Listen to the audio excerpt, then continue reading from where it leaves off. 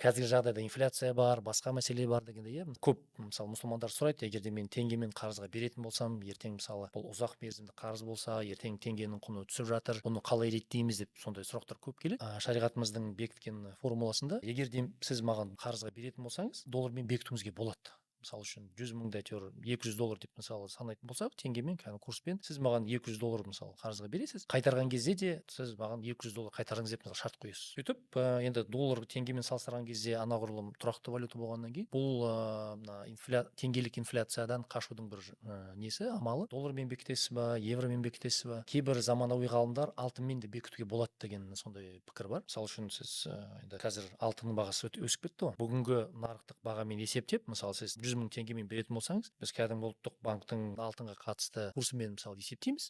Сөйтіп бекітеміз. Мысалы үшін 1,5 грамм алтын дегенде болмаса сөйтіп мысалы бекітеміз.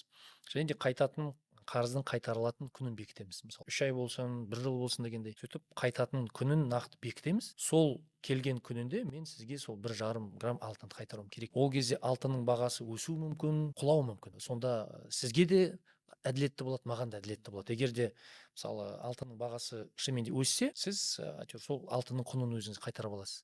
Егер алтынның бағасы төмендейтін болса, біз алтынмен келіскенде әйтеуір сіз алтынның курсымен мен сізге теңгемен мысалы есептеп қайтарып бере аламын. Сонда ешқандай арада өсім болмайды да. Бұл инфляцияны ескере отырып халал қарызды берудің бір жолы.